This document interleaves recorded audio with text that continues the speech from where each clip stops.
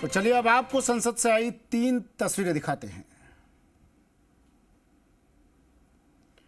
पहली तस्वीर में राहुल गांधी हैं, दूसरी तस्वीर में असदुद्दीन ओवैसी और तीसरी तस्वीर में बरेली से बीजेपी के सांसद छत्रपाल गंगवार।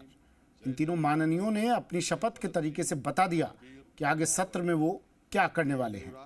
राहुल गांधी ने शपथ ली, उसके बाद उन्होंने कहा जय हिंद जय संविधान, यानी वो संविधान के मुद्दे पर ही संसद में अपनी लड़ाई लड़ेंगे। तो दूसरी तरफ AIMIM के मुखिया असदुद्दीन ओवैसी ने कहा शपथ के बाद जय भीम जय मीम और जय फिलिस्तीन, यानी वो हमेशा की तरह मुस्लिमों और दलितों की लड़ाई पर अपनी आवाज बुलंद करेंगे। तो तीसरी विंडो में बीजेपी सांसद छत्रपाल गंगवार हैं, जिन्होंने जय हिंदू राष्ट्र का नारा लगाया। सवाल ये उठता है कि आखिर हिंदुस्तान की संसद में शपथ लेते समय जय फिलिस्तीन के क्या मायने हैं, इसके पीछे ओवैसी का इरादा क्या है। हालांकि उनके जय फिलिस्तीन कहने के बाद संसद में हंगामा शुरू हो गया।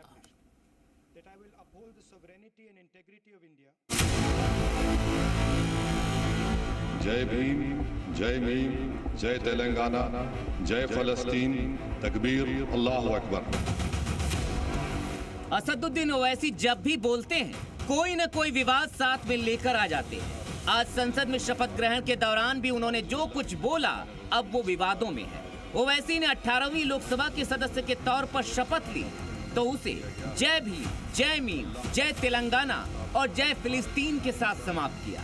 आखिर में उन्होंने अल्लाहू अकबर का भी नारा लगाया। इस पर तुरंत विवाद शुरू हो गया। जय फिलिस्तीन कहने पर बीजेपी के कुछ सांसदों ने सदन में हंगामा शुरू कर दिया।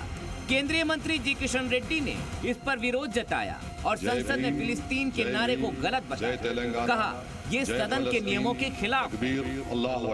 जो जय फालस्तीन का स्लोगन दिया गया ये बिल्कुल गलत है। ये पार्लियामेंट के रूल्स के मुताबिक ये जो स्लोगन दिया गया ये बिल्कुल ये नाम्स के खिलाफ है और भारत में रहकर भारत के संविधान में भारत माता को जय नहीं बोलते।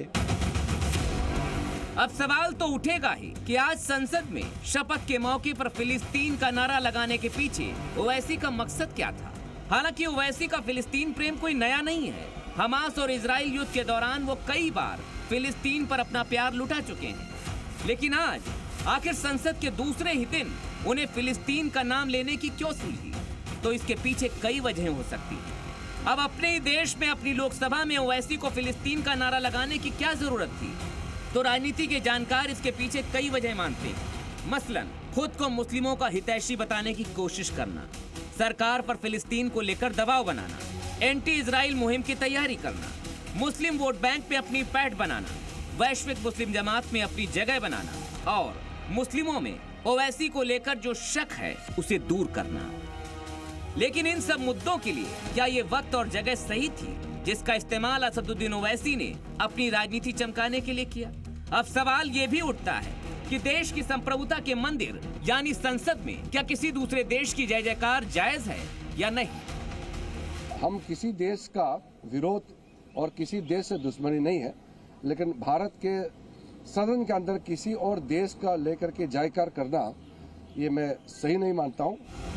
अब ओवैसी कह रहे हैं कि जो कुछ बोला वो सामने है और अपने बयान को उन्होंने महात्मा गांधी की फिलिस्तीन पर सोच से जस्टिफाई करने की कोशिश की। देश क्या है, मजलूम अवाम है। महात्मा गांधी ने फलस्तीन के बारे में क्या कहा था वो पढ़ लीजिए।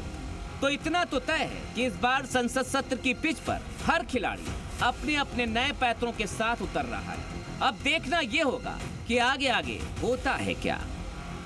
ब्यूरो रिपोर्ट, जी मीडिया।